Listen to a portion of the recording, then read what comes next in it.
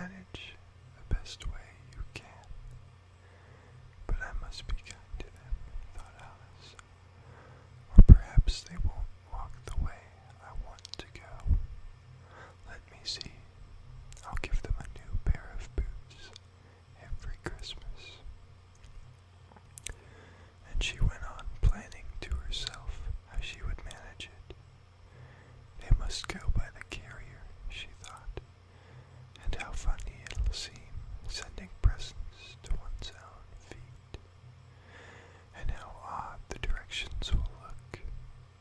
Alice's right foot, Esquire, hearthrug near the fender, with Alice's love.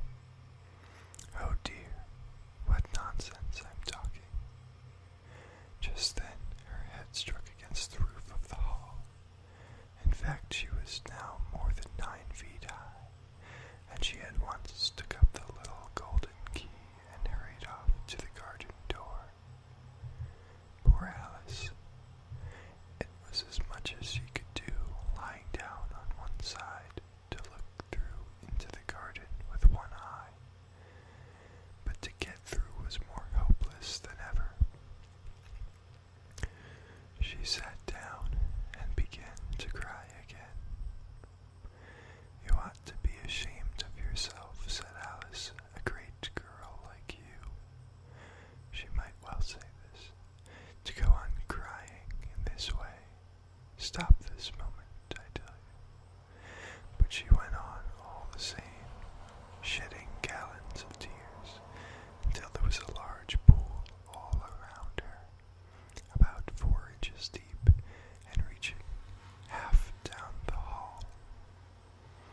After a time she heard a little pattering of feet in the distance, and she hastily dried her eyes to see what was coming. It was the White Rabbit returning, splendidly dressed, with a pair of white kid gloves in one hand and a large fan in the other. He came trotting along in a great hurry, muttering to himself as he came, "Oh, the Duchess, the Duchess! Oh, won't she be savage if I've kept her waiting?" Alice felt so desperate that she was ready to ask help of anyone. So, when the rabbit came near her, she began in a low, timid voice, "If you please, sir."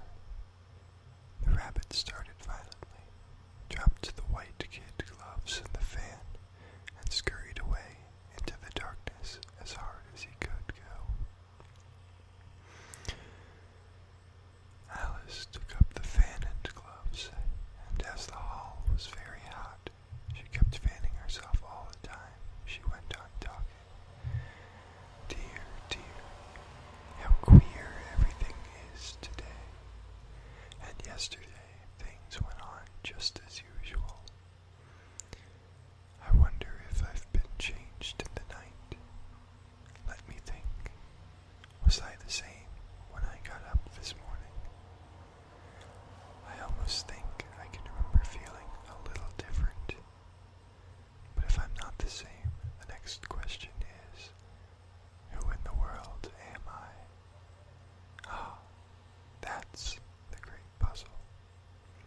And she began thinking over all the children she knew that were of the same age as herself, to see if she could have been changed for any of them. "I'm sure I'm not Ada," she said, "for her hair goes in such long ringlets, and mine doesn't go in ringlets at all. And I'm sure I can't be Mabel, for I know all sorts of things. She knows such a very little.